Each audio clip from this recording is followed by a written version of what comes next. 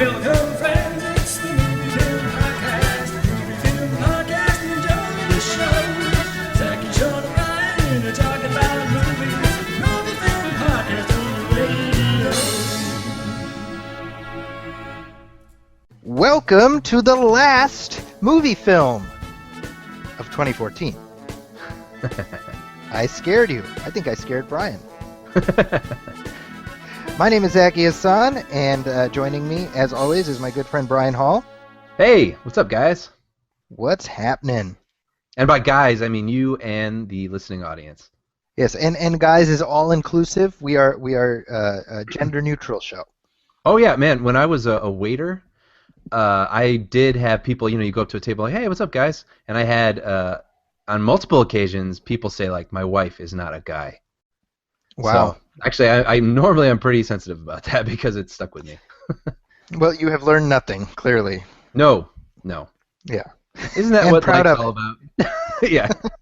Learning nothing and making the same mistakes. Yeah. I'm actually going through a mini version of that right now because for the past week we've had this.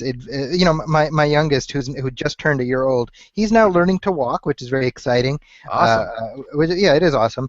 The downside is he's learned to walk into the bathroom. So the thing that most of us pee and poop in for him is a nice little play toy. Right. So the house will be perfectly quiet, and I'll hear splish, splish, splish, Oh splish, no. and I run into the bathroom, and there's the baby playing in the toilet. And the reason this is happening is because my 3-year-old does not understand that you have to shut the door behind you when you go. And it's one of those things where it's like he does not learn. So for the past 4 days, 4 times over the course of the past 4 days, we've had toilet time with the baby, usually followed by either me or my wife swearing loudly. Well, I didn't even thought about it, but toilets are like a bird bath for little kids. Absolutely. Yeah. And if somebody happened to forget to flush, then it's a bird bath with a little toy in there. So that's the life of parenting. That's what that is. Yeah, right. So Brian, this is the week after Christmas, and as Yes. I ask every year, did you get anything good for Christmas? Oh yeah, I had a very nice year. Got some nice presents from the girlfriend and from the parents, and it was a nice week because I had my parents. I only get to see them once a year, and they were out here for this past week. And keeping it movie themed, got to watch all the staples of the Christmas season. Watch National Lampoon's Christmas Vacation, which I wanted to bring up really quick because as I was watching it, I mean, this is one of those movies that like I can recite backwards and forwards, but I never really thought a whole lot about the way that it was constructed or the way that it was shot, and I think why it works so well and why a lot of comedies fall on their face is because they shot it totally straight, and there's a lot of like broad things happening, but like the cinematography actually has a lot of like deep focus, and it lights everything naturally, and it doesn't, it's not like the whole movie is big and bright.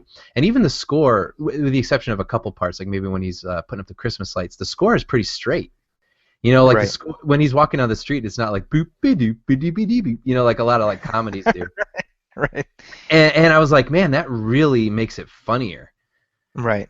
And so anyway, I think there's a lot of things working in that movie that make it so great, but that was something that I just kind of noticed this year. I hadn't noticed before. But I also rewatched It's a Wonderful Life, which I think is people, especially people of our vintage and a little bit older, like there was a time when that movie, the copyright lapsed. Right. You could not escape it.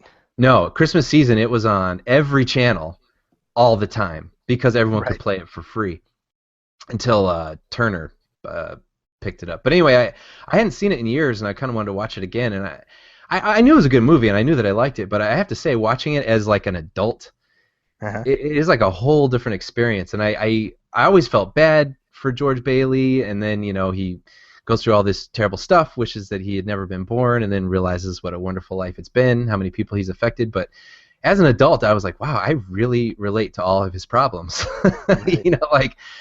Just the whole movie's about this dreamer who just wants to do his dream, but every single reality in life just prevents him from doing it. And after a while, I was like, I don't know if I remember this movie at all, honestly. Like feeling this way about it, and there was a lot to to it, and then a lot to reflect on your own life by the end of it. And I did. I got a little misty. Watching it this year. So if Brian, for what it's worth, I've always thought of you as the Clarence in my life. Oh, well, thanks. Thanks for the wings, pal. By the way, speaking of Clarence, you know that there's a sequel to It's a Wonderful Life called Clarence. Is that? I remember that was like a thing. Did that happen? Well, it came out in 1990. Oh, I remember they were gonna make It's a Wonderful Life 2. Like we talked about that on the show, and basically what happened is that I don't know who that was, but they were like, oh, we're doing a sequel to It's a Wonderful Life, and basically every rights holder that's involved in the original was like, there's not a chance in hell that you're coming anywhere near It's a Wonderful Life. So that fell apart instantly, but there actually is a sequel called Clarence. Well, because then that would be during the period where no one owned the rights. Right, exactly. Interesting. Hey, do you know anything about it, like the plot? I mean, is it about why the angel? Like, what's his story? Is it about him? It's not about. It's about Falls, It's essentially it's set in 1989. Okay. And Clarence returns to Earth to help someone else. And yeah, it sucks. I mean, it just sounds terrible. Yeah, it does. But the first It's a Wonderful Life, for anyone who hasn't seen it, highly recommended. I think, it's thought of as a Christmas film, but it could be, you could watch it anytime during the year, and I think it'll resonate. So, yeah. Good movie. By the way, you had mentioned Christmas Vacation. That's directed by Jeremiah Chechik, who has the distinction of directing one of our favorite movies, which is Christmas Vacation, and also one of the worst movies ever made, which is The Avengers. Not Marvel's The Avengers. This is The Avengers with Ralph Fiennes and what's her face? Uma Thurman. Uma Thurman, thank you. And Sean Connery. Have you seen that movie? No, but I remember it. It is one of the worst things I've ever seen. Maybe I should see it because I remember it being a thing that it was terrible. Oh my God, yeah. I don't know. Sometimes when something's like super awful, like I'm not one of those people that's like, oh, let's do bad movie night. I'm like, I'd much rather watch something good I haven't seen, Right. But every now and then though, something like The Happening or whatever, like sometimes it's fun. So I don't know. Maybe Avengers I should put on that list. It might be, if nothing else, I'd like to see it get the How Did This Get Made treatment. Oh, that's funny. They haven't yet. Right. Yeah, surprisingly. But actually, while we promote other podcasts, How Did This Get Made? Just last week did A View to a Kill. Yeah. Which is the worst James Bond movie, and that's absolutely worth listening to. If you listen to this show, you absolutely should subscribe to How Did This Get Made. Yeah. Big fans. It's hilarious. Yeah, they're awesome. Yeah. But with the holidays abounding, I wanted to mention that I talked to you last time about how I was going to take my kid to go see The Hobbit 3, and I did get a chance to do that over the holiday, and I have to tell you, man, I've completely turned around. I've had a George Bailey moment. Now I'm like, oh, this is great. The Hobbit is fantastic. Clarence, it's great. You're welcome. It's really I had an absolute blast with my kid, and it's interesting because my whole plan was we'll watch the first two, we'll go to see number 3, and then we'll segue into Lord of the Rings, right? Mm-hmm. So for him, it's playing as one big saga. And it actually works as one, unlike the prequels for the Star Wars prequels, right? Because those spoil a lot of things coming. And I'm not trying to be a hater, but I'm just saying they sort of spoil what's ahead. They do, yeah. They certainly don't fit together as well as these. And it's interesting because absolutely, like there's stuff in Lord of the Rings which I've seen. God, I've seen Fellowship of the Ring. I don't even know how many times. When that movie came out, me and Sean, we went to see it like 6 or 7 times at least. Yeah. we went a whole bunch, and we realized how long that movie is. I mean, that was a significant investment of time. Yeah. So, but it's neat to know that like there's stuff that's referred to, that characters refer to in dialogue that we've already seen happen now thanks to the Hobbit movies. Yeah. So you get to be like, oh yeah, that's. And so for my kid, it's interesting because it goes to what we were talking about the characters. Right. And how we were kind of like, well, there isn't it. We don't have the same level of investment.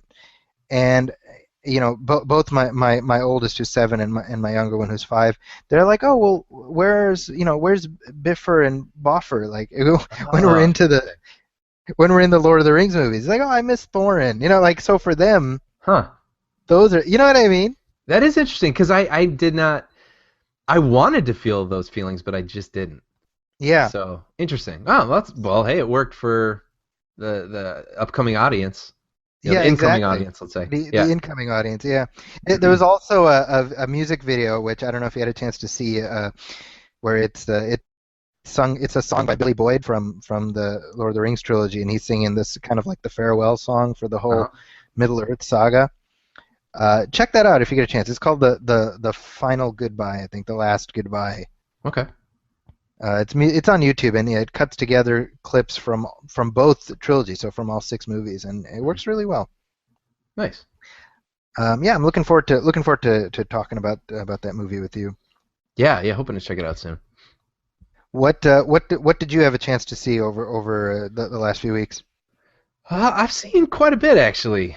This is award season, and which, speaking of, by the way, I always feel like when it's December, you're like, okay, like cool, got to do my summer movies. October usually has like 1 or 2 good movies, and then it's like, all right, award season, bring it on, let's do this. Like, there's like at least 3 or 4 movies that I'm excited about. But doesn't this year feel a little soft to you? A little weak. Yeah. Like I've pretty much seen everything I want to see, and there's a couple things left, but I'm like, well, you know what I mean? Like, and speaking of, like the Oscars, like I have no. Typically, there's like, well, it's probably gonna be this or this, but I can't think of anything honestly that. I don't know. Everything feels very soft. But anyway, I saw Unbroken. Mm-hmm. Oh, man. Excuse That's me. the sequel to Unbreakable. Yeah. Now I'm getting over a cold, by the way. That's why every now and then you'll hear me clear my throat. But so Unbroken, directed by Angelina Jolie, and have you seen this? I have not seen it. Okay, so yeah, it's the true story about Louis Zamperini. And this guy has lived an extraordinary life. So he was Italian immigrant family, kind of like a misfit, but then he becomes like a track star, then becomes an Olympian, and then he goes to fights in World War II and gets taken as a POW. Just crazy story. I mean, that's just the beginning of it, honestly. And so I had heard that this was like a really good book. And the first draft of the screenplay was written by the Coen brothers and Angelina Jolie, directing it. And who was it? Cinematographer. Oh man, it's like totally slipping my mind now. But the guy who did last Bond movie, he's excellent. He's like top. Oh, Deakins. Roger Deakins did cinematography, and man, it just had all the pieces, and it's a nice movie, but it really just was missing the grip. You know what I mean? Like it just kind of didn't have. And I was talking about, I saw it with my family, and we were all saying like, you just, for as extraordinary of a life as this guy had, you just never felt like you got to know him. Okay. Which was kind of weird, you know what I mean? Because I don't know, just with all the horrible things this guy's going through, I want to, obviously from the movie poster even, you know what I mean? Like, he will not be broken. But you want to know why.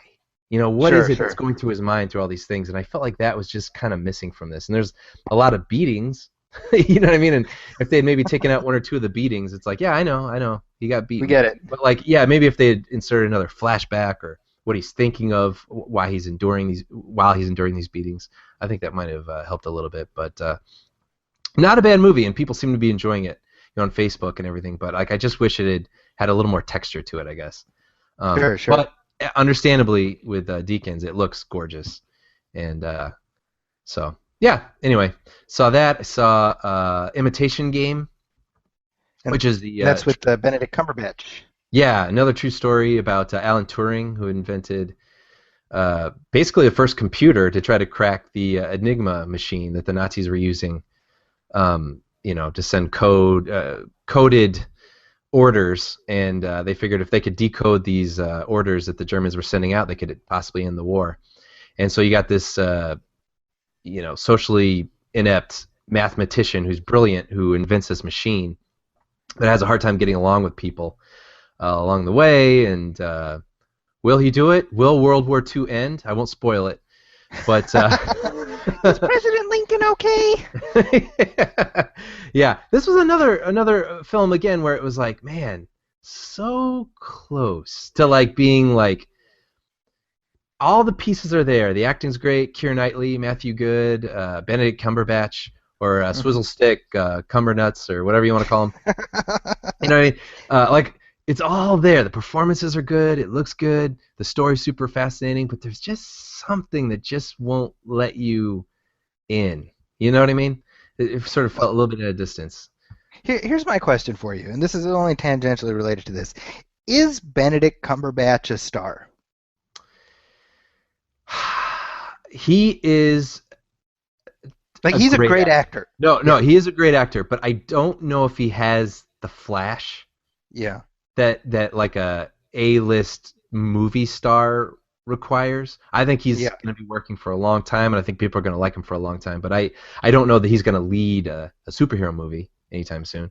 Well, he is though, right? Because he's going to be Doctor Strange. Yeah, I'm the co-host of a movie podcast. Yeah, I forgot. Did you honestly forget that? I totally was not thinking about that. Anyway.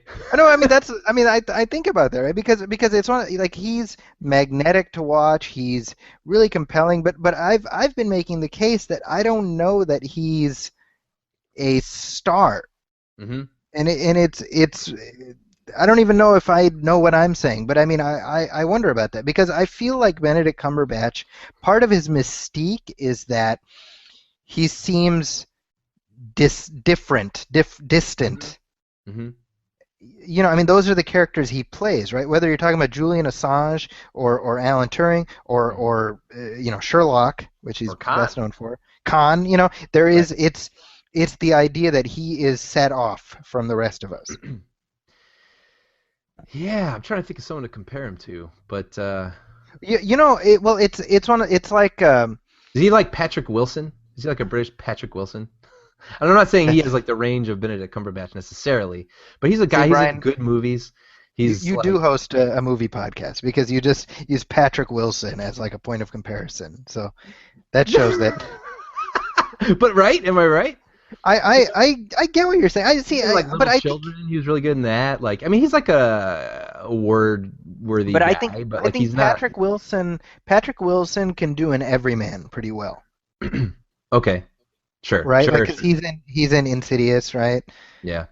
I think Benedict Cumberbatch, his up until now anyway, his whole thing has been just being, I'm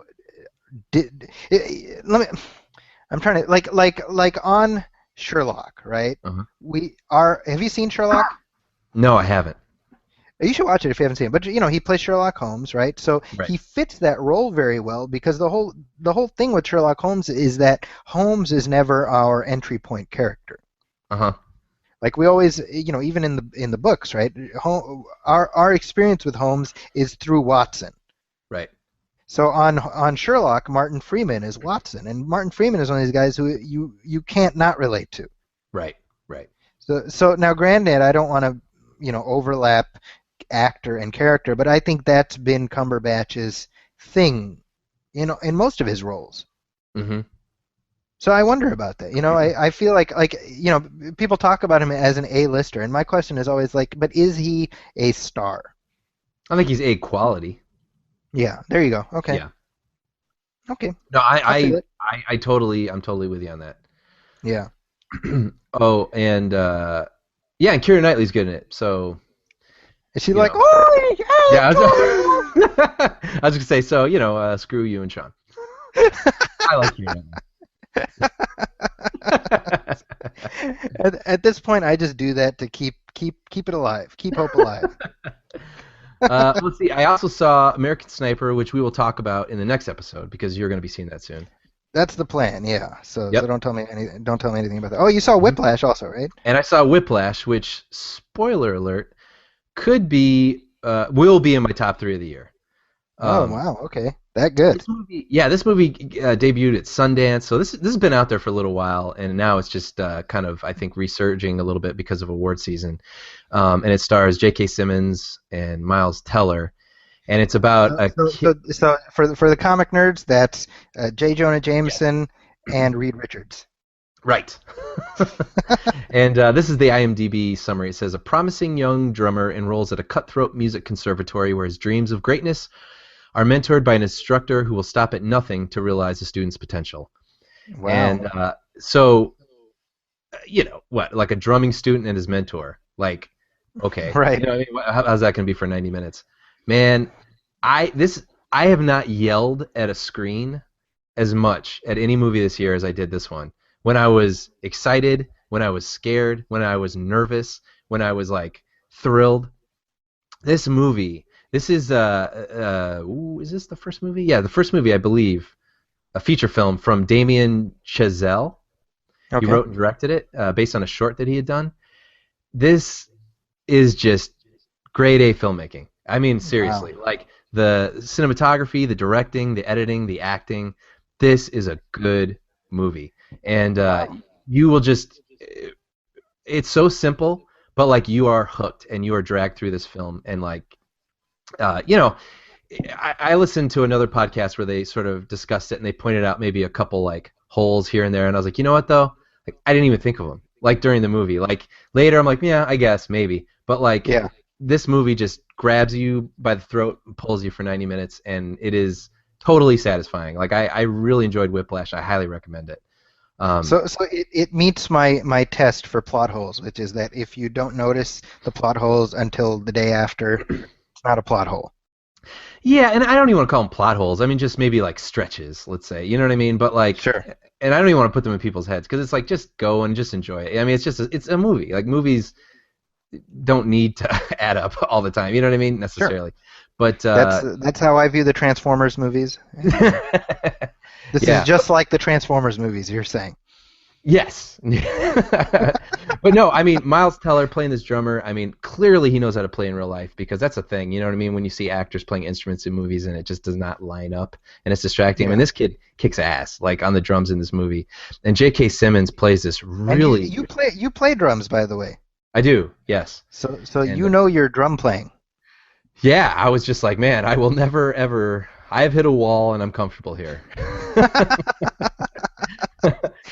All right, so Whiplash, I absolutely will be checking that out. Yeah, J.K. Simmons, man, he is, like he runs the whole gamut here, where he's sometimes kind of like this nice mentor and like, yeah, you know, like encouraging, and then he will chop your head off, and you are like frightened of this guy. See, so, J.K. Simmons is one of these guys who he is movie glue. Oh yeah, yeah. You know, because first time I became aware of J.K. Simmons was he used to play a recurring role on Law and Order as the psychologist, you know, and he was very calm and tell me about how you're feeling, like he was like that, you know, right. And then it's like, oh, they've cast him as J. Jonah Jameson, and I'm like, what, you know, yeah, and he was so perfect as J. Jonah Jameson, you know. And you realize, like, he's an absolute chameleon. This is one of these guys who you just plug him in, you know he'll do what he needs to do. Oh, yeah. Yeah. And he's the farmer's guy, for goodness sake. There you exactly. So it's nice to see him getting recognition as a name, because, I mean, again, he's been movie glue for so long that it's nice to see that happening. Yeah, he's one of those people living out here, you know, in Los Angeles. Every now and then you kind of... Sometimes people have like the actor they always bump into. Yeah. Like for some reason my roommate keeps bumping into John Tesh. everywhere. I don't know, but That's hilarious. yeah, but I bumped into J.K. Simmons. I mean, I don't know, at least 4 or 5 times this past year, Uh-huh. and just like at the mall and at restaurants and things like that. And I don't approach people, but like I've decided after this film, I was like, if I bump into him and the circumstance calls for it, I'm gonna be like, dude, like, Nice. dude, yeah. And he, I mean, he is getting award sort of hype. Oh yeah, yeah, well Yeah. deserved. And Miles Teller, I mean, I don't know if anyone's talking about him, but he does a really good job in this. And I'm saying Damien Chazelle, like whatever he does next, he's earned my ticket. Nice. Okay. Yeah, Well, I was already excited to see it, but now I'm even more so. yeah, By the way, as the year is ending, I thought this was worth pointing out that we've seen two late night personalities kind of end their TV shows. yeah. Good point. I I don't know thought if you about had a that. chance to see the final Colbert Report. You know, I've seen chunks of it, like through YouTube. I didn't actually see the program. Yeah. Did you used to watch Colbert Report every now and then? You know, my brother was an avid watcher, so he Uh-huh. would always be like, "Oh, you gotta check it out tonight," or like, "Check out this," or da da da. So I would like poke in, and I really liked him, and I liked his personality and his whole shtick and everything. Yeah. But I wasn't a regular watcher, no. Sure, sure. I mean, I'm kind of the same way with you, where um, I admired just the sheer, I mean, power of will, I guess it takes to play that Yeah. character day in, day out. For 10 years, he did that show, Wow. Yeah. and to essentially not be you, Right. because he had to stay in character wherever he went, whatever he did interviews. Yeah. I think it was the rarest of times he would break character, and you those of you listening, if you haven't seen the last show, you can see the clips on daily ComedyCentral.com. But he had like a musical number where he brought all these guests on Hmm. just to literally walk on and sing "We'll Meet Again," and I think and it was this eclectic mix of, I mean, I saw Michael Stipe and Henry Kissinger. Right. James Franco, Big Bird.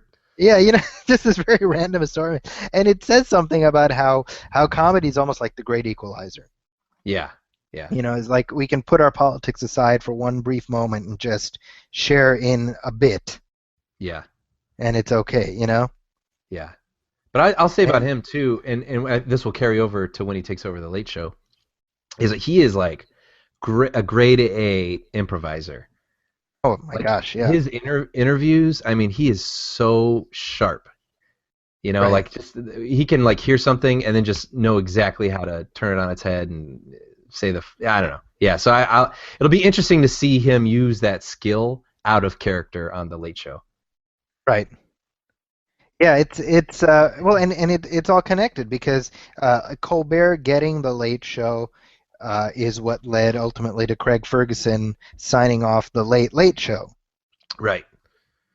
Because this, I don't know if you know this, Craig Ferguson in his contract had what's called a Prince of Wales clause. Hmm.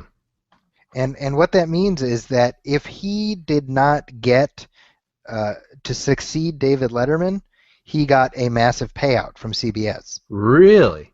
Yeah. So So that that was was actually, a thought that he was a candidate because it seemed like he never necessarily was. I don't know that's actually a good question. I don't know if he ever considered it a serious thought, Yeah, but but at put it the in the very least, contract. his agents thought enough of writing that in there so that he would still get a payout. Wow. Wow. You know, Who would have thought the it's boss from Drew Carey? You know what I mean? Getting this yeah, massive payout for not getting the late for, for taking over for David Letterman. yeah. Well, and it's funny actually because the final the at the very, it's funny you mentioned Drew Carey because at the very end of the episode, Craig Ferguson wakes up in bed next to Drew Carey, Right. Like a and Bob he Newhart and thing. yeah, and they were and Craig Ferguson was playing Mr. Wick from Drew Carey show. Yeah. So the implication is that they became lovers after the show ended, right?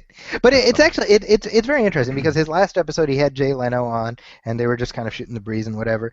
And the sense that you get, and I've thought about this for a while, is that Craig Ferguson does not have any regrets about leaving the format behind because I think he's just tired of the format. Right. And that gets me to say that I think most people are tired of the format. Yeah, it does feel like rinse repeat, especially like when you get a new guy like Seth Meyers or I don't know, whatever. But like, and then you're like, okay, let's see what their show is like, and then they just come out and do 5 minutes of soft stand up. Yeah. You know what I mean? And then Yeah. kind of like, okay, we got that over with. That's what we do at the beginning for 10 minutes. You know, yeah, it just feels. It's like it doesn't matter who you are, you're kind of locked into this certain format that time has passed by a little bit. Right. Right. You know, I mean, you know, we've both talked about Conan O'Brien, and I mean, I feel bad for Conan O'Brien to some extent because he has just kind of faded away. Yeah. Yeah. From the conversation. From the conversation, it's almost like if you're going to be doing that format, you're either doing the Tonight Show and sort of, you know, it's satellite shows, or you shouldn't even bother. Yeah, and I feel like if there even is a conversation happening, it's really only about Jim or Fallon. Right, exactly. You know what I mean? Like those are the YouTube moments the day after that are happening. I don't feel like that happens too often, except for Kimmel when he does something really outside of the box, like when he faked those viral videos and stuff. Right, exactly. Well, it's, you know, I remember they interviewed Conan O'Brien recently, and they were kind of like, oh, who do you think could host a good late night talk show? And he was kind of like, I guess so and so, but why would they want to? You know? Right.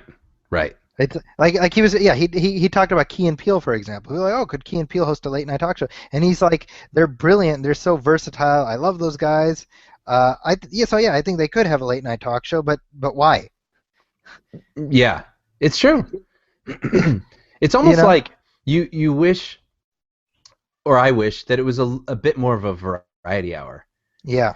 You know what I mean? Like, yeah, you want to have a guest, but like, don't saddle yourself with having to have 3 guests a night, whether they're interesting or not. Like, for me, growing up, like Conan O'Brien, I mean, he was like really big for us growing up, you know, when we were Absolutely. like teens, and his humor was so different and subversive, and like it spoke to us because it's very Simpson-y and kind of abstract. It wasn't for everybody. It wasn't for everybody, but like I remember with my brother and I, because you know we were young and we'd have school the next day, but we'd always say, well, all right, well, let's stay up for Conan's funny thing, and then we'll go to bed. You know what I mean? So it was basically like he did his stand-up, and then he did his remote or his sketch or whatever he did at the beginning, you know, for the first 20 minutes, and we'd watch that, and then we would go to bed or turn it off or whatever for the interviews. Yeah. You know? And so it's like I almost just wish Conan had either like a 30-minute show or something where he just got to do basically his SNL, for lack of better comparison. You know what I mean? Yeah. Well, and it's, I mean, like we're just talking about Key and Peele, right? That's I think for both you and I, that's like one of our favorite shows. Yeah. And what I love about that show is that it's clearly not for everybody. Yeah.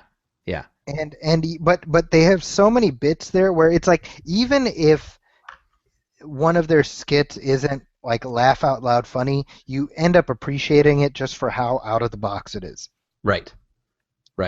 There's this one I just saw it the other day where, and I love the simplicity of it. Maybe you've seen this one, where they play these 2 guys who are driving into Las Vegas, and this song comes on the radio that they're both like, oh, I love this song, and they're like singing along. Yeah. But it's clear that the one guy, I think Jordan Peele plays the guy who doesn't know the lyrics to the song. I don't know if I did see that one. He clearly has no, like, he's just lying basically, right? Yeah, right. And so it ends up carrying on from there, where the other guy's like, you don't know the song. He's like, look, I know the song, okay? Look, on our friendship, I know this song.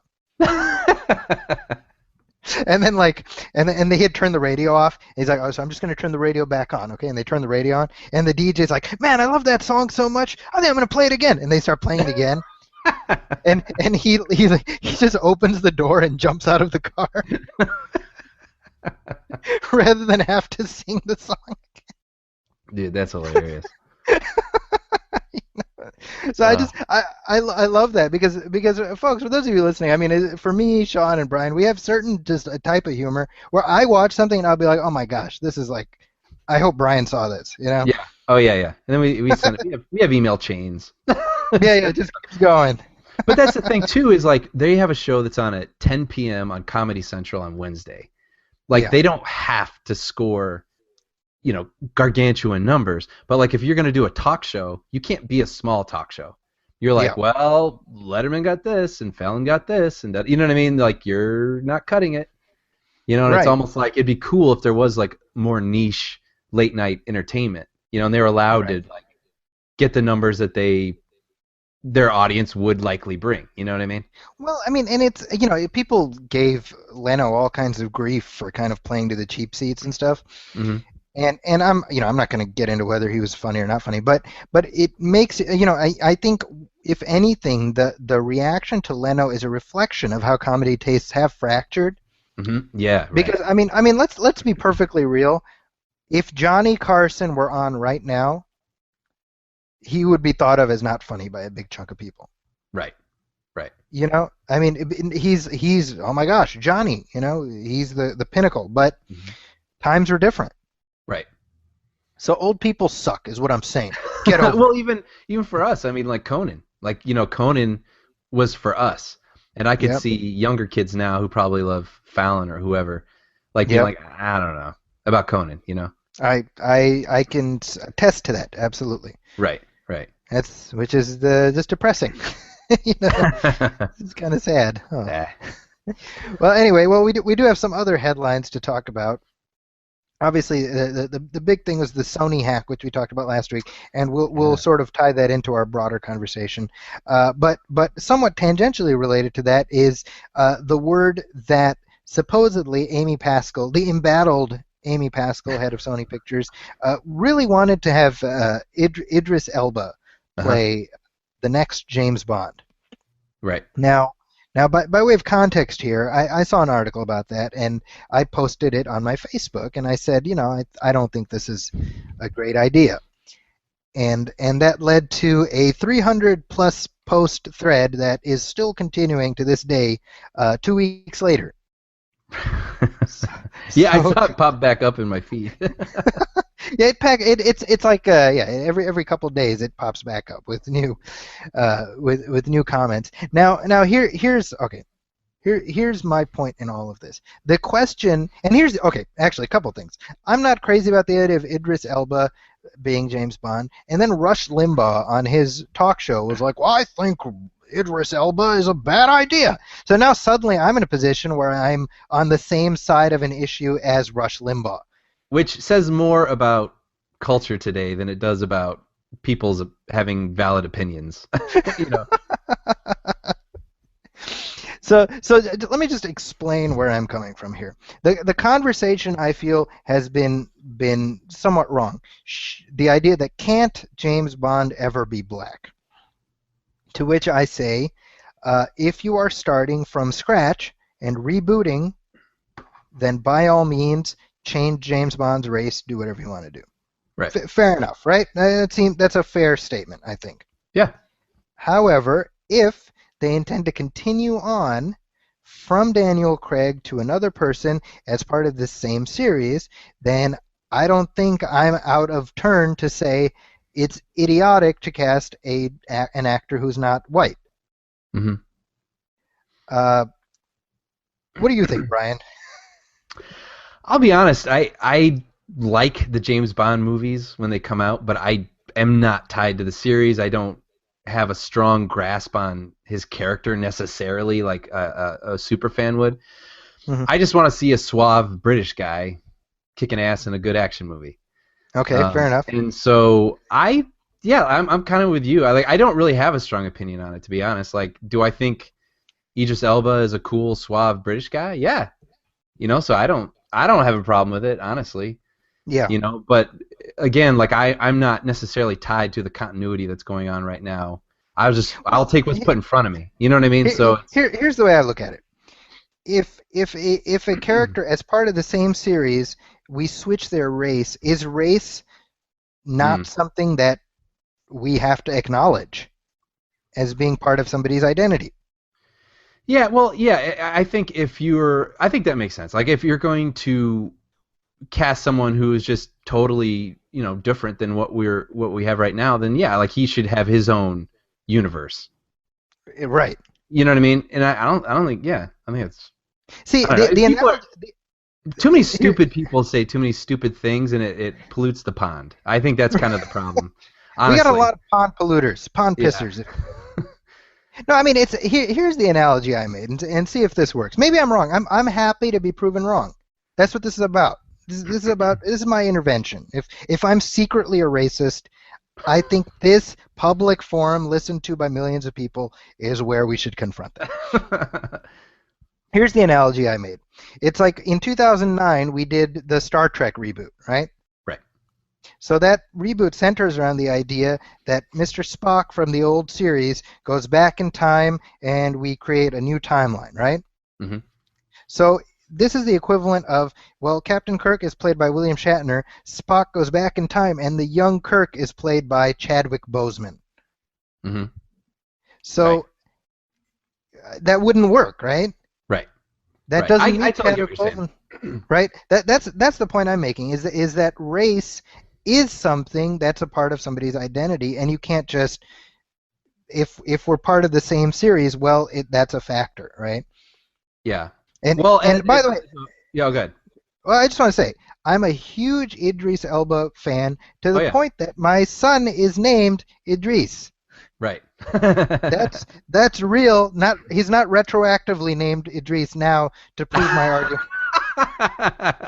Happy now? You're at the courthouse. Posting a picture. That's how much of a fan of his I am, because that absolutely played a role in his name. So just to be clear. Yeah.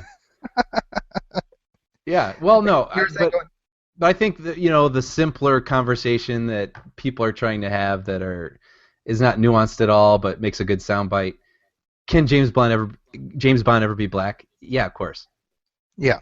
Got it? Okay.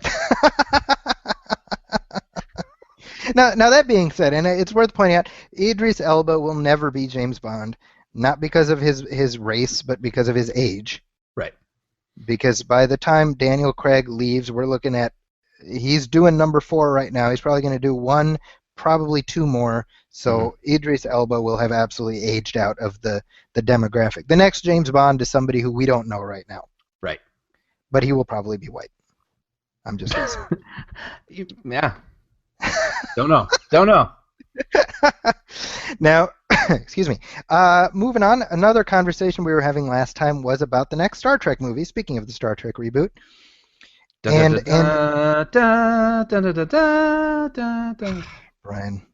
I'm defriending you on Facebook right now. That's it. What? It's all over.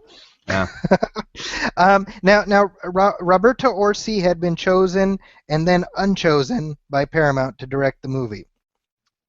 And there's a lot of stories. There's a lot of stories about that. One thing I've heard is that Paramount looked at the success that Marvel had with Guardians of the Galaxy, and were basically like, why does this franchise not have a talking rodent of some kind, or talking plant life, and that's what it all came down to. I've actually heard that they. I was just gonna add, I hadn't heard that. So would they feel like Guardians of the Galaxy out Star Trek, and so they want to? Yeah, I mean, I think the comparison is idiotic. So of course you expect studio heads to make that, but they're kind of looking at Guardians of the Galaxy as a thing that came out of nowhere and became the #1 movie of the year. Right. And Paramount is like, well, we've got Star Trek sitting here. Why isn't it making like that? And I think there's a misnomer for a couple of reasons. Primarily that the name Star Trek has with it its own expectations and its own limitations. Sure. Right. So in other words, there's X percentage of the audience that sees the words Star and Trek next to each other and says, I will never see that movie. Yeah. Right? I mean, that's probably fair, right? Yeah. I think so. And so I think aiming for that mass Guardians of the Galaxy audience is probably, it just wasn't in the cards. That being said, Paramount is spending a lot more money on these current Star Trek movies than they used to on the old ones. Right. That's the other thing. I mean, when you think about it, like there's 10 original Star Trek movies, and notwithstanding the very first one from 1979, the rest of them were made by the TV division at Paramount. Oh, I didn't know that. Huh. Yeah, so they were made on essentially TV movie budgets. So they cost between 20 and $40 million. Oh wow. Yeah. So when you think about it, you spend that kind of money on a Star Trek movie, it's a safe investment Right. Right. because you're going to at least triple that investment. But these ones, I mean, on the last one, they spent close to $200 million Wow. Yeah. or something silly like that. And it's like, well, the more you spend, the bigger an audience you have to meet, right? So it kind of goes back to what we were saying with the late night talk shows almost, where Yeah. Well, you have yeah. to water it down. But so anyway, so Roberto Orci is out over script differences and probably because he has never directed a movie before. So I think handing him a movie like this was maybe not the smartest thing in the world. Right. Agreed. But the person they've chosen to direct, and I think this is an interesting choice, is none other than Justin Lin, who turned the Fast and Furious franchise into one of the premier series in Hollywood, and who's kind of a free agent right now. Yeah. You know, I think I hadn't thought much about it. I was just like, okay, interesting. But yeah, like what was really cool about Fast and the Furious was it seemed like they were headed toward like CGI, almost cartoonish territory for a little bit. Yeah. Yep. And then when Justin Lin went in, it became about the relationships and about making it appear as crazy as it was, as practically grounded in Right. appearance and aesthetic as possible. And no more of, the camera shooting through the car engine block and, flying. Right. And picturing sort of like the Fast and Furious aesthetic in space. That seems really cool. Yeah, I mean, I think there was a lot of conversation online that was to and fro. I feel like a lot of the diehard Trek fans were really upset by this. Yeah. And I consider myself a pretty diehard fan, but I'm actually excited by it. Right. Because the reboot is what it is. It's not going anywhere, and so the people who are upset by that, it's like, well, tough. I mean, this is it. But I think it's like you're saying. I mean, from Fast and Furious 3 on, there's been a real focus on the character dynamics in addition to the visual stuff. But I'm just looking forward to hearing Captain Kirk be like, "We're not a crew, we're a family." Right. That's what I'm looking forward to. So I think it's a really good choice. I think it's also interesting because this opened up because he's not doing the Bourne Legacy sequel. Right. Which I don't remember. Did you ever see the Bourne Legacy? Yeah, I never did. That's a movie that I don't think anybody is clamoring for. No. The Bourne Legacy sequel. So that's like my prediction is that will never be made. Probably not. No. But I mean, Matt Damon's returning, right? Is that what you mean? Like, but we're not going to see. Yeah, but that's going to be with Greengrass. Right. Like, but the whole offshoot other character probably won't see him revisited. Yeah, unless as a cameo in this next one or something. Right. But Justin Lin on Star Trek, I'm excited. That comes out in 2016. Yeah. Even though there is no script as of now. How they do. They've got some work ahead of them. Yeah. So we shall see. Yeah. Other news of note. Star Wars news. Let's talk about this. You had something exciting happen last week. Do. All right, I'm refriending you just so I can defriend you. Okay. Star Wars news, yes. Well, I will bring up some personal Star Wars news. Recently, I got to attend a series that they do out here in Los Angeles that Jason Reitman puts on called Live Read. And the premise of this is he takes a really solid script and then he recasts to sort of reinterpret the film. Like for Reservoir Dogs, they did a reading, but they did the whole cast, African American cast, and for Sure. Glengarry Glen Ross, they did an all-female cast. And so the most recent one that he did, and the first one I've been able to attend, was for The Empire Strikes Back. Nice. And man, it was really cool. So they did it down at the Ace Theater, which is like a historic, formerly United Artists Theater. downtown Los Angeles, and they recast. So speaking of J.K. Simmons, they cast him as Darth Vader, which nice. Whiplash. You're like, oh right, I can see where he got that. And then they did Dennis Haysbert as Lando Calrissian, which totally made sense. Oh, that's great. Yeah, they did sort of the stunt casting kind of thing. Was they did Ellen Page as Han Solo. Okay. And Jessica Alba as Princess Leia. Stephen Merchant was brilliant as C-3PO. Oh, that's perfect. Oh my gosh. It was so perfect, so perfect. And who else? What's his name? Rainn Wilson did Chewbacca. Luke Skywalker himself, Mark Hamill, played the Emperor, and interesting. Obi-Wan and Boba Fett. Kevin Pollak did Yoda, which, a lot of times these characters will sort of do not like they're trying to, like, I can do better, but just try it a different way, which is more them. And Kevin Pollak just did Yoda. Like, and it was perfect. It was weirdly, for just being people on a stage, sitting in chairs, reading from things, it was oddly moving. Wow. He made you laugh, but when he got serious, you're like, everyone got really quiet and listened, and like, the whole, he was our last hope, and then Yoda like, no, there's another. I mean, there was like, it was pin drop quiet in there for that stuff, so it was really good. But Aaron Paul played Luke Skywalker, and friend of the show, Aaron Paul. Friend of the show, Aaron Paul, and so it was really interesting, especially with Ellen Page. I think that was a big question mark. Yeah. Having her. And I have to say, I thought she did pretty good, because she has, whereas Harrison Ford had like this swagger, I would say Ellen Page had kind of like this spunkiness, because she's smaller, but she's still exuding this like, hey, I know what I'm talking about, out of my way kind of thing. And it worked. Did she make out with Jessica Alba? No. There was some prompting from the audience. Because I was going to go be in my bunk. Yeah, but it is. But I'm glad they didn't. They all just like, okay, yeah, calm down. Like here's my question for you about these, because I've heard about these Reitman live reads that he does. Yeah. Are they meant to be ironic? No. Okay. I think they're just meant to be like, this is some great writing. Like, let's revisit this, and like, let's cast people again. They're not improving upon it, but it's like, here's someone that has like a little bit of this essence. Let's see what that would look like.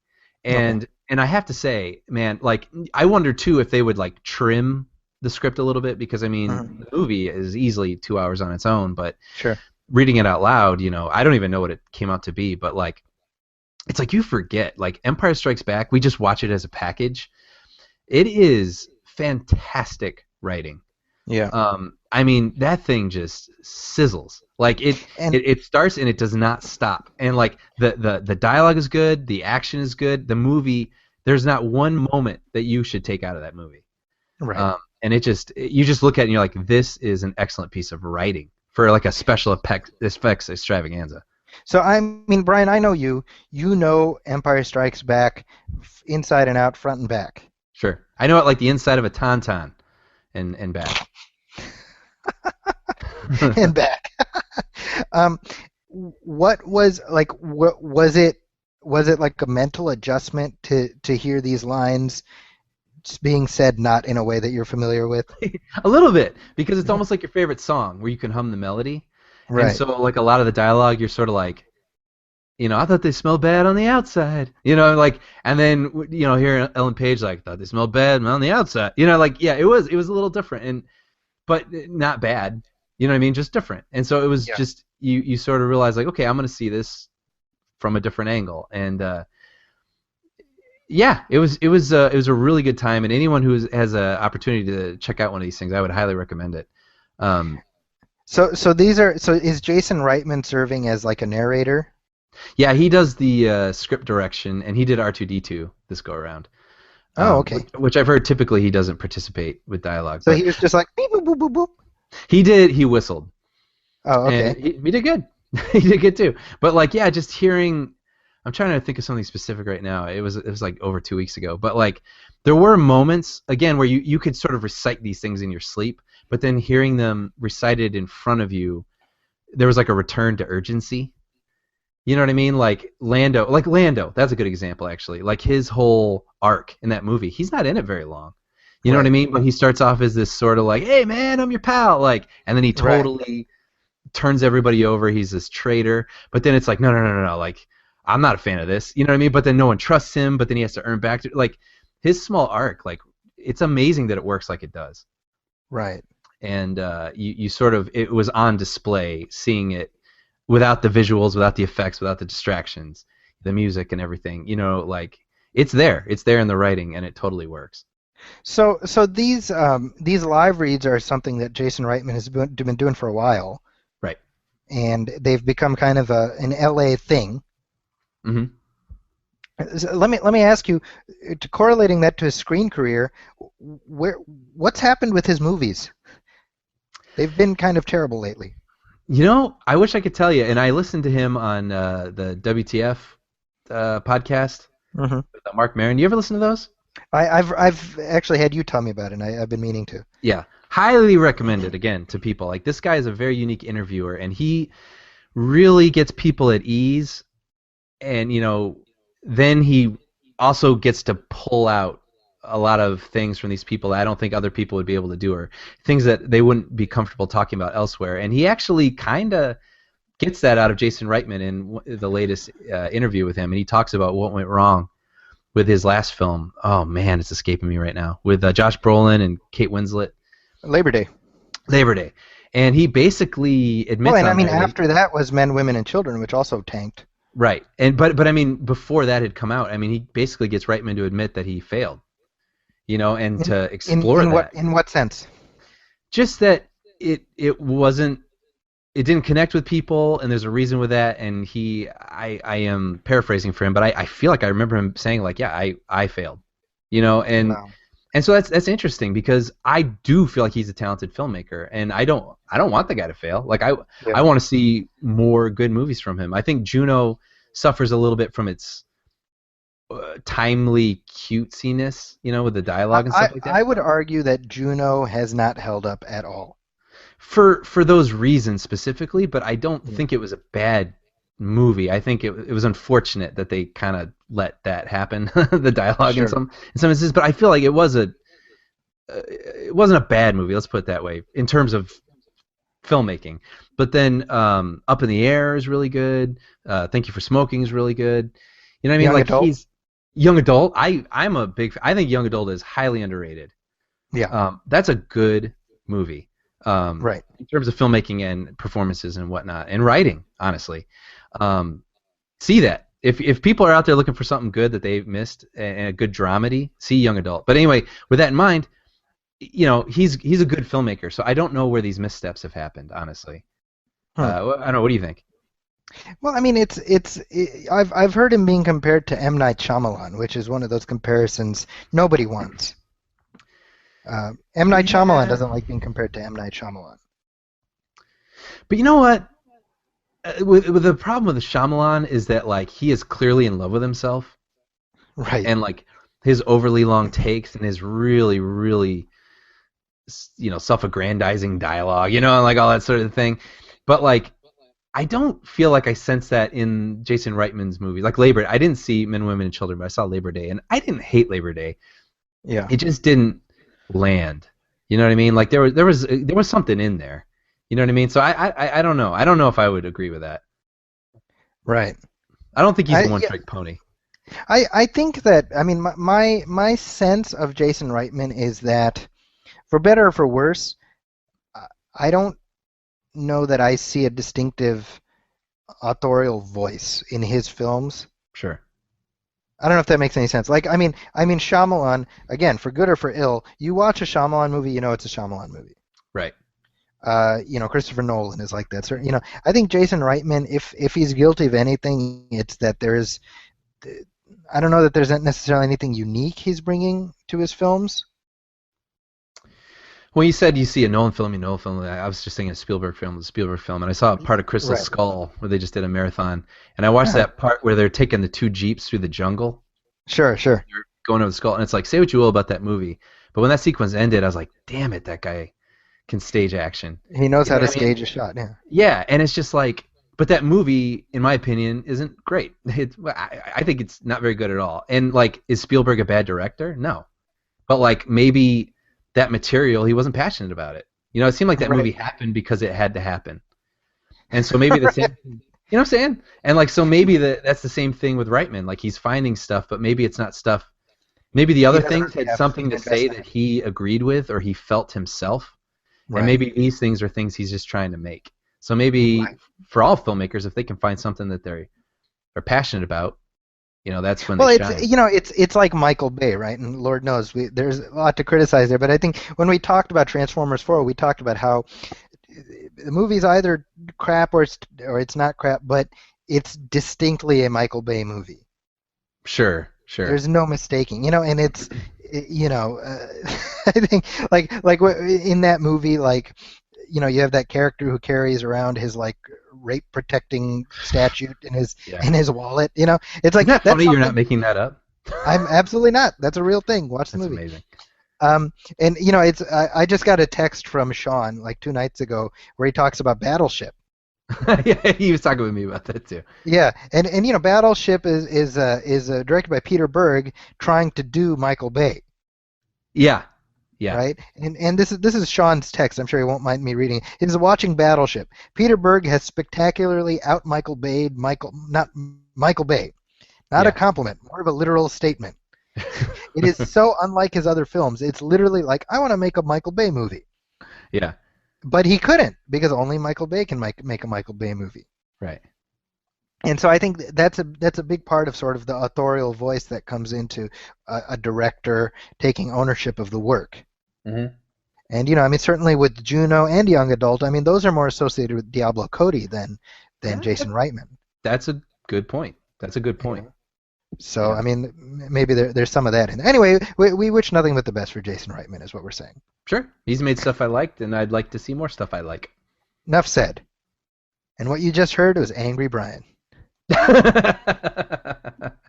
Grr. All right, so now we come to the main event for this episode very briefly, and it's weird how during the span of our like wrapping our last episode and recording this one, the entire Sony hack story like played out to grand fashion. It reached its climax, it reached its resolution, and we're now in the aftermath, all within the span of 2 weeks.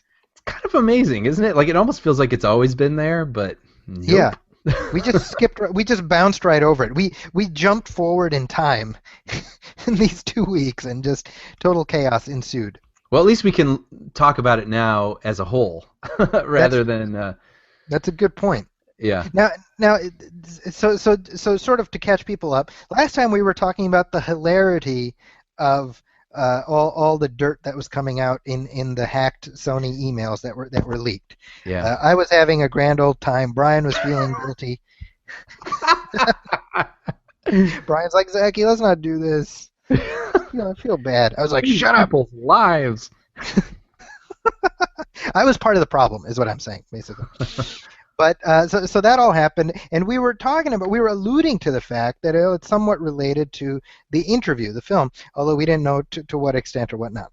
So that was, what was that, like on a Monday, I think we recorded? Something like that, yeah. So on Wednesday evening, I was going to go to my press screening of the interview. Right. And I was all ready to go, and then that morning, or the day before, Sony had gotten a threat that said that if you release The Hangover, we're going to have like a 9/11 style incident.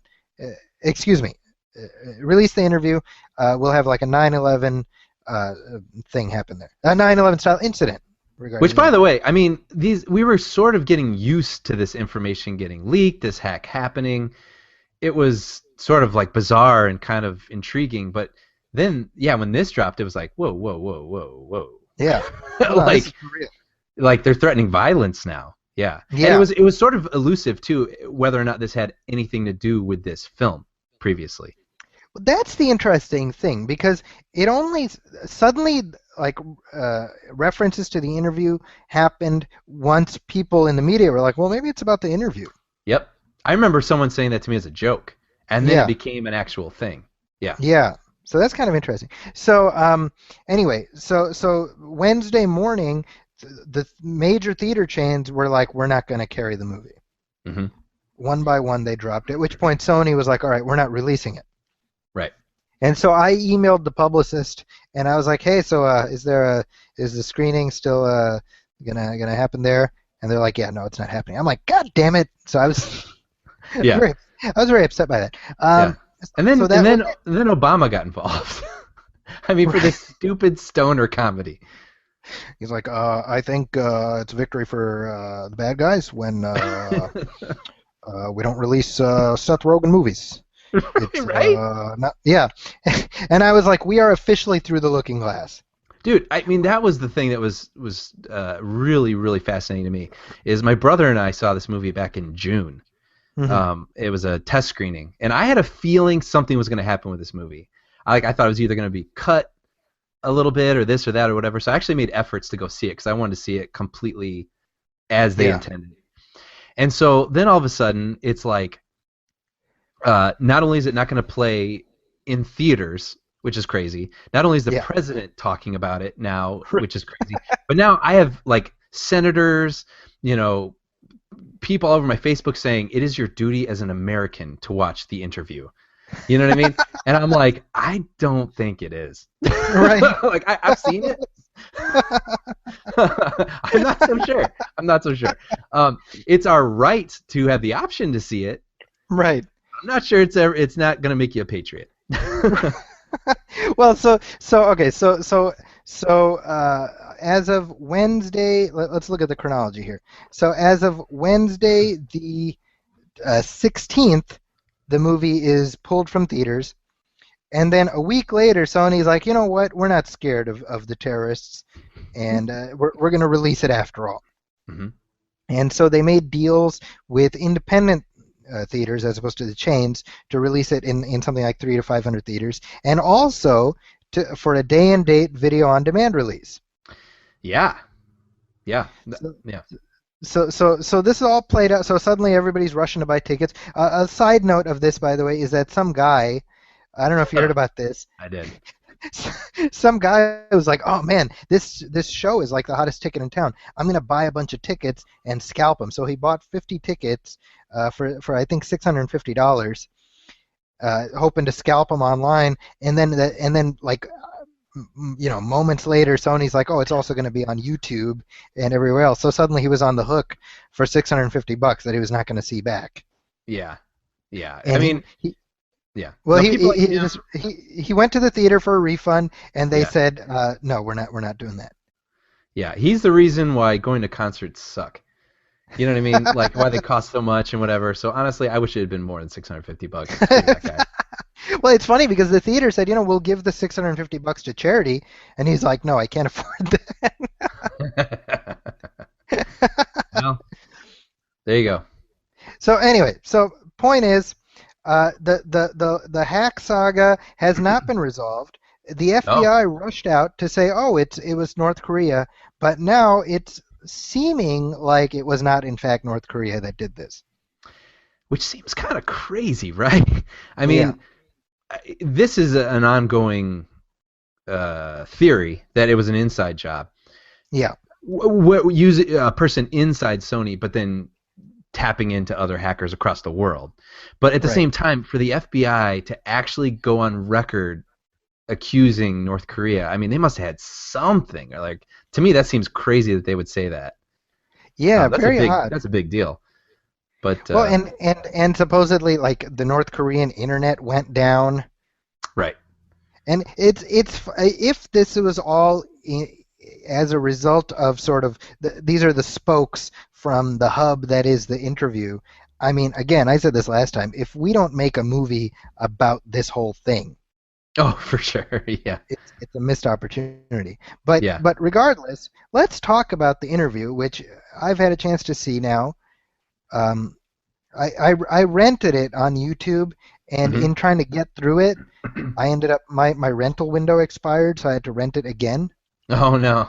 So I feel like I might be tipping my hand a little bit here, but I feel like I've spent too much money on this movie. Because Yeah. without even hearing your thoughts, I'm just going to put mine out there. I don't think this is a very good movie. Yeah. Well, yeah. Well, I saw it through Google Play, Okay. and we streamed it through or what is it called? Chromecast. Okay. And I'm gonna put this out there. Like I said, I saw it back in June, and I say that only for context, because my opinion of this movie was shaped when there was absolutely nothing attached to this movie. I don't even Right. think there had been a trailer at that point. This movie wasn't quote unquote important. You know what I mean? Like, Yeah. I feel like this movie, in some ways, because I've read, it's been pretty middle of the road reviews for this. People that either like it or they really hated it and were let down by it. I'm like, well, of course they were let down by it. I mean, they were expecting like some sort of brilliant satire that was Yeah. going to be worth all the effort that it took to get it released. Yeah. And so, again, I saw it just like, oh, this looks like a Seth Rogen movie with like a high concept premise I've never seen before. So, with that in mind, I actually did like it. Okay. And again, rewatching it with all the other context, I still was able to sort of remove that because I knew what it was, and I rewatched it, and I was like, I wonder if my opinion will change on it. And like, no, I still like it, honestly. I think it's stupid. Yeah. I think it's, it goes half there when it could have gone all the way there, maybe. I agree with that. Yeah. And some of the jokes, a lot of the jokes don't land, but for me, a lot of them did. And I'll say what I think I liked most about it is that, like I was talking about with Christmas Vacation, like they shoot it straight. You know what I mean? This isn't Sure. like it's Yeah. kind of a dark movie, honestly, in aesthetic and also in content. But like it's shot almost like a drama. You know what I mean? That just happens to feature bumbling idiots. And See, my problem with the movie can be boiled down to James Franco. okay. I like James Franco, and Uh-huh. I normally like him a lot. I thought that everything else that you're saying about shooting it straight is totally true. I felt like James Franco played the role as if he knows he's a character in a movie. You know what? You're not wrong. I'll admit he made me laugh. So There were parts of him that were funny, but I like he just annoyed me after a while. I was like, man, I don't like this character at all. Yeah.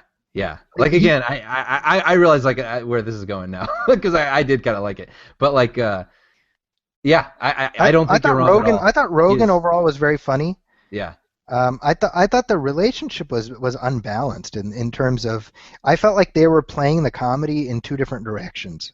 I can see that for sure. Yeah. I mean, Franco is like reaching for what do you call it? Playing to the back seats or whatever. Like he's like, or he's dialed to 11. Let's put it that way. And like he's mugging a lot and whatnot. But like, that bothered me because I felt like a lot of the jokes died in the delivery, not in the concept. Yeah. But like I don't know, there were moments like when he's watching Rogan from afar while he's speaking into like a spy watch and stuff like that, and like I don't know, like he had me laughing. I gotta admit. I mean, there's funny stuff in it. It's and just to be clear, when I say it's not a very good movie, I mean that in the same way that I would refer to like any Apatow movie or whatever. Like you know what I mean? They like you say, they're not meant to be social like causes of social celebrity causes. You know what I mean? Right. They're meant to be these kind of weird little movies. But I felt like I think I really liked This Is the End. Mm-hmm. I don't know. Did you ever end up seeing that? I did end up seeing it finally. Yeah. What did you think of it? I don't know. Like I thought it was fine. Like I actually didn't respond so much to that one, surprisingly, because like I know so many people did. And I know some people have kind of burned out on Seth Rogen, but I still like him, honestly. Like I kind of like what he's doing, and I feel like Pineapple Express was on again the other night, and like I saw part of that, and I was like, it feels like all his movies he's trying to do something different. I mean, Pineapple Express was like an action film, right? Featuring stoners, and like This Is the End was sort of like this weird apocalypse movie featuring like him and his actor friends in this meta sort of weird thing. And then even with this, I mean, this should have been a thriller, but it Right. featured like two idiots. You know what I mean? And like I really appreciate what he's doing, Right. trying to do comedies that aren't safe. And again with this, like I think what I liked about it too was like the situations that they were in involved. You know, they're trying to assassinate Kim Jong-un, and it was like the comedy comes from them trying to do this thing that more skillful people could carry out. You know what I mean? I agree with that. Sure. And so I do like this movie, and I like what they tried to do here. I'm not saying it always worked, but like, Let me ask you something. If they had made it, it's about trying to assassinate, Blim Jong Boom, right? would that have been better for the movie? I'd say yes and no. I think it could still work because it's still kind of funny. You know, like the situations they go through, like they have this, strip of poison that they're going to try to use, and just the trials and tribulations with that strip of poison are just funny to me. And that part was really funny. I agree with that. Yeah, It was very funny. And so that's just always going to be kind of funny. But at the same time, I think definitely having it be about someone who is real, whether or not that's the right thing to do or the nice thing to do, that's beside the point. But like, it adds this edge to it because we know who that is, and we're sort of a little familiar with what he's like and what he's doing over there. And so like to see him skewered kind of is one thing, but also just like, I felt like this movie did a good job of like sometimes they make him like this goofball, but a lot of times they tried to really humanize him. And so like his turns from being, nice and likable to like really menacing and scary, I think they carried more weight because we know who that is. Okay. So I think in the end, I feel like that did benefit the movie definitely. Huh. Okay. I can feel that. Okay. Yeah, it's because I was thinking about that a lot. Like, my feeling was like I don't think they gained anything but controversy by making it a real guy, because I think they could have gotten just as much what they wanted to do by making it a thinly veiled satire. Okay, I see what you're saying. Where it wasn't just like a dictator, but it was like wink, wink. Yeah, I mean, like even when Chaplin made The Great Dictator. Right. Obviously, it was about Hitler, but it wasn't about Hitler. Do you get what I'm saying? I see. Yeah. It was Hinkle. Right. But it's obviously Hitler. I can see that, and I'll be honest. Like I know this isn't the popular opinion for like all these like free speech Facebook activists right now, but like I this is gonna sound Mr. Rogers, but I do think it was kind of not nice, honestly. You know what I mean? Like this is. You know what I mean? Like, if some country made a movie about assassinating Obama, it would be like, we would think it's tasteless. Right. You know what I mean? And regardless of this person being a monster, and he is, you know what I mean? Like, and I'm saying, like, I watched the movie and I laughed, and I'm saying I liked it. I did like this movie. But at the same time, I do feel there's a slight ickiness to it. You know what I mean? Yeah, well, when you see him in slow motion catch fire and explode. Yes, which I can't even say is a spoiler because they released that online before the film was ever released to the public. Right. You know what I mean? And by the way, that was toned down from the version I saw. Oh my gosh. How did it look when you saw it? When I saw it, they literally did a Raiders of the Lost Ark where they put a big fireball over his face to cover what was happening. And what happened was, because I remember watching it with my brother, and we kind of looked at each other because we were on board for the whole movie. And then when that happened, we're like, okay, like because basically the sparks and the embers and whatever like touch his face, and then his face like starts to kind of open up and melt, and like gosh, it got gross.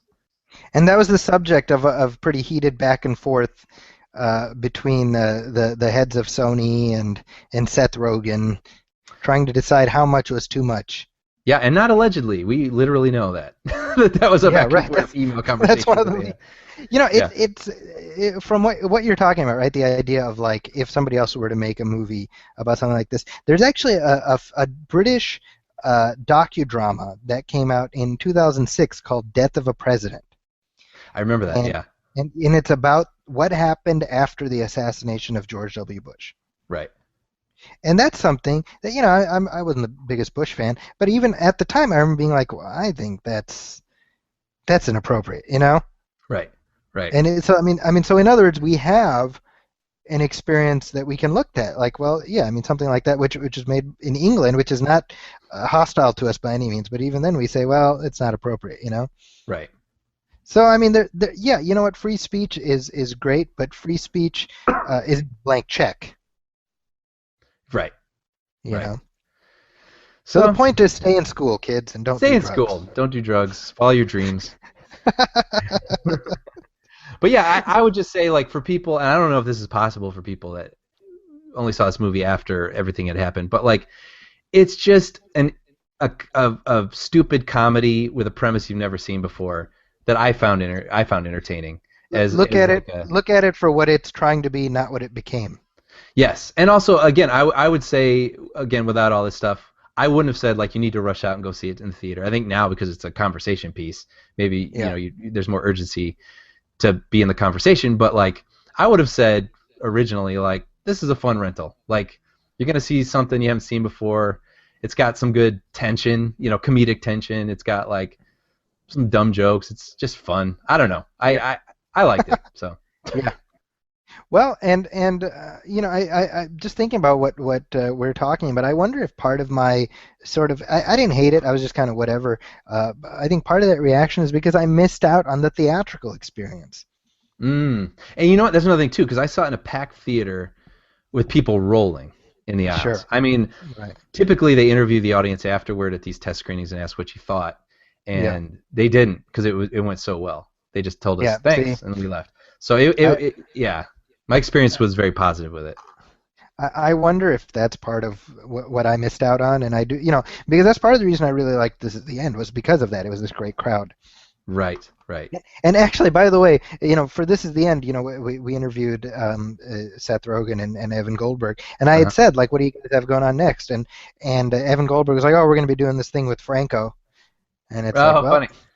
There it is. Little did we know. We know. So yeah. So folks, go back into the archives and listen to that interview. I don't remember what episode that was, but go find it. It's funny. Yeah. I'll say real quick too, just because as long as we're talking about this, and I'll try not to spoil it because we never really got into spoilers, but like, I really did like the Franco character and Kim Jong-un character's relationship. Honestly. Sure. The buddy relationship, and then his realization that he's not a good guy. Yeah. Like, I was on board for that. Like, I tracked with that, and and I think maybe that's why I enjoyed it. So you're saying that you started the movie as a Kim Jong-un fan? No, but I will say I just answered that sincerely. Isn't that stupid? But but like, I did like how the movie made him. This is in the trailer. Like, you see moments where he's just a guy. And you can see why Franco would feel sort of chummy with him, and I was laughing along with him, what I mean. But then the movie sort of does its things, and whatever, and like, I totally went on that ride with him, and like, it wasn't just some stupid movies you're just waiting for the next punchline, but I'm just saying, like, I kind of enjoyed the experiences that these guys went through in this movie. Like, it just felt like a richer. I'm not saying a funnier comedy than other comedies, but at least the premise and what they were trying to do felt richer than a lot of comedies I've seen recently. Okay. So you know what? You've altered my perception of this movie slightly. Yeah. I think if when it shows up on Netflix or something, I will absolutely give it a look. Yeah, I could see rewatching this, years from now again, and kind of probably still enjoying it. So. Well, there we go. I think that's a good place to wind up our conversation. Yeah, and I'd be curious too, for people on Facebook and whatnot. I'd love to hear people's opinions on this movie, what they thought. If they checked it out. Let us know. Post your thoughts on the interview, and we'll read them on the next show. Yeah. Definitely do that. But for our next episode, it's worth pointing out, we will be doing a comprehensive rundown of our favorites of the year. This has become an annual tradition for us, so we're going to keep that hope alive. Next time out, we start 2015, so we've got a whole new batch of fun new movies to discuss for the coming year. So I'm already excited. Me too. Yeah, but Brian, where can people find you online? They can find me at everythingbrian.blogspot.com, Brian with an I. And I basically I don't blog super often these days, but every year I do my top movies of the year. I will be putting that on the blog. I'll link to that, on our Facebook page and all that stuff. So that will be coming shortly. And then also Twitter at everythingbrian, right? So and Brian's current Twitter tally is 4 tweets. And maybe a 5th with my top movies of 2014. There you go. So we're hoping that by the next time we talk, he will have broken into not double digits, but the halfway towards double digits. That's the hope. So our hopes and prayers are with you, Brian, and your Twitter account. Yeah. And of course, you can find us at moviefilmpodcast.com, and you can find me at zackiscorner.com. That's ZAKIS Corner, and also at the Huffington Post, where my movie reviews go up regularly, as does the Movie Film Podcast. You can email us at moviefilmpodcast@gmail.com, and of course, hit like on our Facebook page, facebook.com/moviefilmpodcast. I think that covers all the different ways you can reach us. Oh, I'm on Twitter at Zacky's Corner also. So hit us up. Let us know how we're doing. The more you let us know, the better we can make the show, hopefully.